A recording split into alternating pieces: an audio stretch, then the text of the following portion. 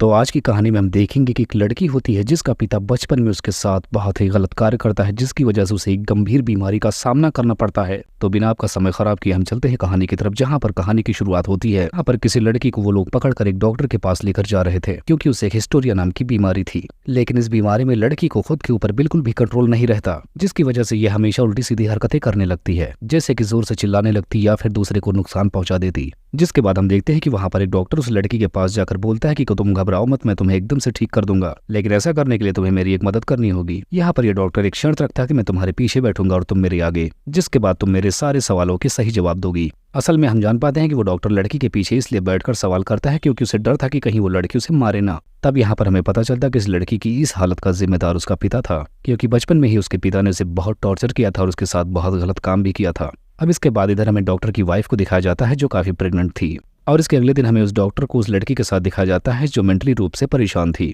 और यहाँ पर हमें पता चलता है कि डॉक्टर से बातचीत के दौरान लड़की का नाम सेब्रीना है, जहाँ पर हम देखते हैं कि वो डॉक्टर सेब्रीना को अपने साथ एक पार्क घुमाने के लिए लेकर जाता है। अब यहाँ पर घूमने के दौरान डॉक्टर सेब्रीना से पूछता है कि आखिर तुम्हारे पिता ने तुम्हारे साथ पहली बार कब टॉर्चर किया था।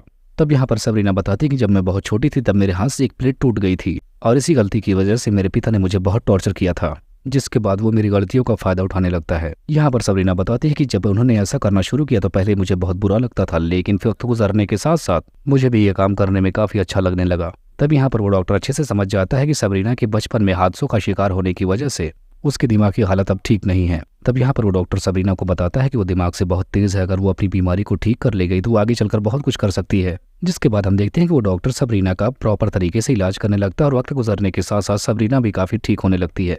और अब वक्त गुजरने के साथ साथ वो डॉक्टर सेब्रीना को अपनी असिस्टेंट बना लेता है, जिसके बाद से अब सेब्रीना डॉक्टर के सारे कामों में उसकी मदद करने लगती है। अब कुछ टाइम बाद सेब्रीना का डॉक्टर एक बड़े डॉक्टर के पास मिलने के लिए जाता है, जिसने हिस्टोरिया नाम की बीमारी का इलाज ढूंढ लिया था। जिस पर वो डॉक्टर बताता भी है कि मैंने इसी तरह की एक बीमारी का इलाज किया है और वो बहुत जल्द ही ठीक हो गई थी। जिसकी बात सुनने के बाद वो डॉक्टर बहुत ज्यादा खुश होता है, उसे लगता है कि अब वो सेब्रीना की बीमारी को एकदम जड़ से ठीक कर सकता है। जिसके बाद हम देखते हैं कि सेब्रीना उसी डॉक्टर के पास आकर डॉक्टरी की पढ़ाई करने लगती है, और उसका सारा खर्चा डॉक्टर ही उठा रहा होता है। अब इसके बाद हम देखते हैं कि उस डॉक्टर के पास एक दिन ऑटो नाम का एक आदमी आता है, जिसको भी हिस्टोरिया नाम की बीमारी थी। अब जब वो आदमी आकर अकेले में डॉक्टर से बात करता है तब डॉक्टर को पता चलता है कि उसे कोई बीमारी नहीं है, बल्कि उसे किसी गुप्तांग की बीमारी है, जिसके दर्द की वजह से वो उल्टी सीधी हरकतें करने लगता है। अब इसके कुछ टाइम बाद हम देखते हैं कि डॉक्टर और सेब्रीना जब साथ में बैठकर बातें कर रहे होते हैं, तभी सेब्रीना अचानक से उस डॉक्टर को किस कर लेती है, जिस पर अब डॉक्टर भी उसे कुछ नहीं कहता, क्योंकि अब वक्त गुजरने के साथ वो भी सेब्रीना को काफी ज्यादा पसंद करने लगा था। जिसके कुछ टाइम बाद हमें पता चलता है कि ऑटो अब हॉस्पिटल से भाग गया है, और वो डॉक्टर के लिए एक नोट छोड़कर चला जाता है। उसने उस नोट में लिखा था कि मुझे पता है तुम सेब्रीना से प्यार करते हो, और मुझे लगता है कि तुम्हें अब उस लड़की के साथ इंटीमेट हो जाना चाहिए। अब ऐसा खत पढ़ने के बाद डॉक्टर के दिमाग में भी ये बात आती है कि वो बंदा बात तो बहुत सही बताकर गया है। जिसके बाद हम देखते हैं वो डॉक्टर रात में ही मूड बनाकर सेब्रीना के घर पर जाता है और वहीं पर उसके साथ इंटीमेट होता है।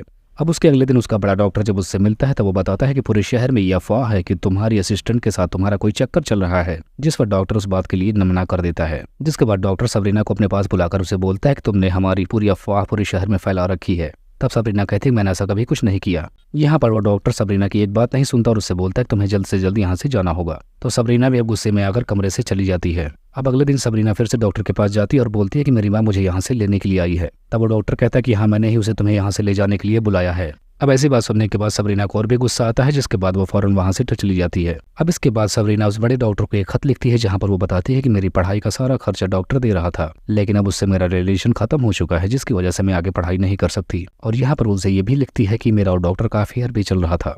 जिसके बाद वो डॉक्टर सेब्रीना से कहता है कि तुमने झूठ बोला है, तुम्हारा उस आदमी के साथ कोई भी अफेयर नहीं चल रहा था, इस वजह से मैं भी पढ़ाई में तुम्हारी कोई मदद नहीं कर सकता। जिसके बाद सेब्रीना उस डॉक्टर की ऐसी बातें सुनने के बाद बहुत ज्यादा उदास हो जाती है। अब दूसरी तरफ हम डॉक्टर को देखते हैं, जिसका अपनी बीवी के साथ ही झगड़ा होने लगता है, क्योंकि उसकी पत्नी को भी उसके अफेयर के बारे में पता चल चुका था, जिस वजह से वो काफी नाराज थी।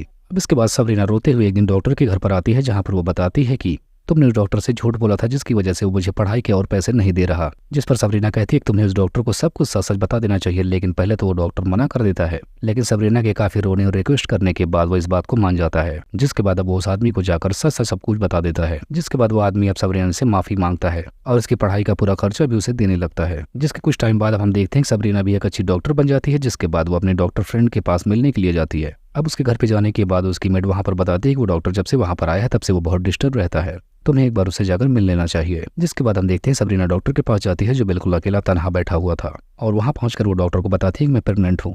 और इस बच्चे के पिता सिर्फ तुम हो। तो अब वो डॉक्टर ये बात सुनकर बहुत खुश हो जाता है, जिसके बाद सबरीना वहां से रोते रोते वापस चली जाती है और इसी को दिखाते हुए इस कहानी का यहीं पर एंड हो जाता है।